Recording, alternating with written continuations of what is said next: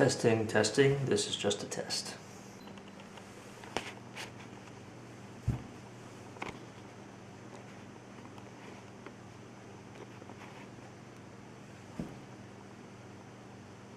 Hello all, Antonio Tambornino here once again with my review of Spider-Man.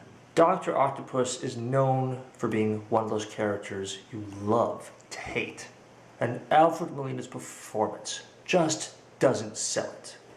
As a bit part, Alfred Molina is well cast, but as a villain, he was almost a mistake. It would have worked better if audiences got to see Harry Osborn as Dr. Octopus brings the web crawler into Harry's mansion, but to not to see Harry's reaction until near the end of the movie. But that's just me. It would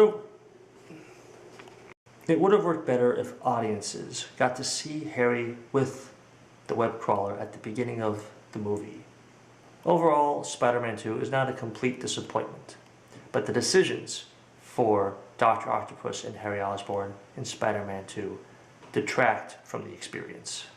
I could go into the other movies I have seen thus far based on characters appearing under the Marvel banner, but that's for another review.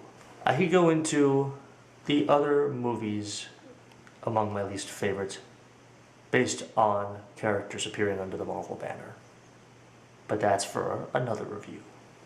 What made Spider-Man 3 better than Spider-Man 2 is how it tried to divide time among the villains.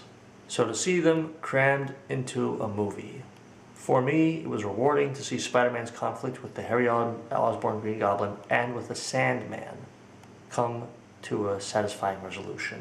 For me it was rewarding to see Spider-Man's conflict with the Harry Osborn Green Goblin and with the Sandman unfold as they did and come to a satisfying resolution.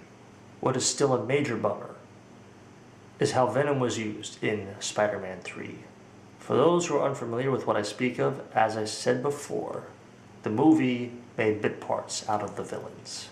And the character who suffered the most from that division of screen time was Venom, who should have been left out of the third Spider-Man. Who should have been left out of the third installment of Spider-Man? In fact, she saves him at more than one moment. Unlike fan reaction to The Amazing Spider-Man 2, I didn't leave the theater feeling like there were too many villains in this movie.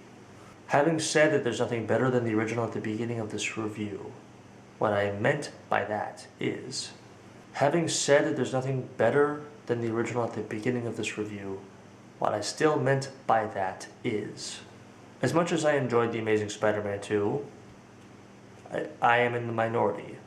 But this time around, the Wooster brothers show Peter Parker living in an apartment that says upper class instead of Peter Parker living in dinky quarters. And it was fun and rewarding to see him given as much screen time in Captain America: Civil War. And it was fun and rewarding to see him given so much screen time in Captain America: Civil War. I could talk more about Spider-Man and Spider-Man: Homecoming, but that feels left for another review. Overall, I give the Spider-Man, like Star Wars before it, Spider-Man has many fans and who are willing to pay whatever ticket price the studio demands of us for his next big adventure. Thank you very much for your time. Happy Thanksgiving. Happy Thanksgiving, everyone.